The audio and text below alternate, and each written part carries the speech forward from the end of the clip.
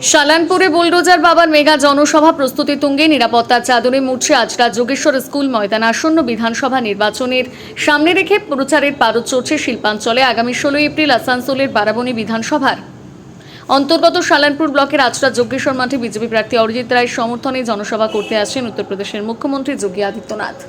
সেই সময়ের অপেক্ষা, সেই কয়েক ঘন্টার পরের যে সেই সময় মাননীয় যোগী আদিত্যনাথজি, মানে হিন্দুদের হৃদয়ের সম্রাট যিনি, তো তাকে আমরা পেয়েছি। এটা আমাদের বারাবণীর প্রতিটি মানুষের কাছে একটা বিরাট পাওনা। এবং আগামীকাল বারাবণীর এই আচড়ার ময়দান থেকে সেই হিন্দু হৃদয় সম্রাটের উপস্থিতিতে সেই জয় শ্রীরামের ধ্বনিতে মুখরিত হবে এই পুরো এলাকা।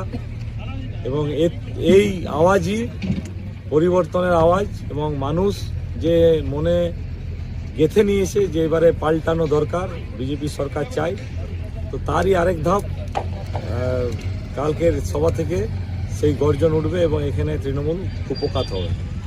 দাদা, শুধু এখানে নয়, পশ্চিমবঙ্গ জুড়ে দেখা যাচ্ছে পুরো দিল্লি থেকে সমস্ত আমাদের বড় বড় সেলিব্রিটি আসছেন এই জেলায়। তো এই মানে কি বলছেন, মানে পুরো একেবারে পাখির চোখ করে গেছে পশ্চিমবঙ্গকে। পাখির চোখের সেরকম বিষয় কিছু নয়, মানে এটা উপলব্ধি করা যাচ্ছে যে বাংলার মানুষ এবারে চাইছে যে পরিবর্তনটা হোক। কারণ 2021 সালে হয়ে গেছিল, এরা কিছু ইয়ের জন্য আমরা হয়তো শেষ লক্ষ্য অবধি পৌঁছাতে পারিনি। কিন্তু এইবার আমরা যেটা বুঝতে পারছি, মানুষের চোখে মুখে শারীরিক ভাষায় যেটা প্রকাশ পাচ্ছে যে এবারে আমরা পাল্টাবো। এই তৃণমূলের 15 বছরের অপশাসনে মানুষ বিরক্ত, তো তাই। এবং আমাদের সর্বভারতীয় দল, আমাদের সারা ভারতবর্ষে বিজেপির প্রতিটি ম্যাক্সিমাম রাজ্যে বিজেপির ক্ষমতায়, তো সেখান স্বাভাবিকভাবে সেই দল পশ্চিমবাংলায় লড়লে তো যারা আমাদের সতীর্থ, আমরা বিজেপি একটা পরিবার, তো সেখানে বিভিন্ন যারা আমাদের আছেন বড় বড় যারা ফেস, তারা তো অবশ্যই আসবে নিজেদের দলের প্রচার, এটা তো স্বাভাবিক হওয়ার।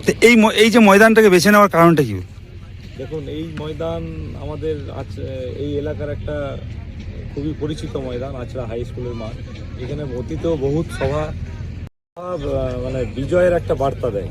তো আমারও মনে হয় যে এই শেষ লগ্ন, এবারে ভোট এগিয়ে আসছে, শেষ লগ্নের প্রচারে আমাদের যোগী মহারাজের যে গর্জন উঠবে, তাতে এখানে 15 বছরে যে এই বিধায়কের যে রাজ, সেই রাজের মানে ইতি হবে। কত লোক আশা করছেন এই ময়দান থেকে?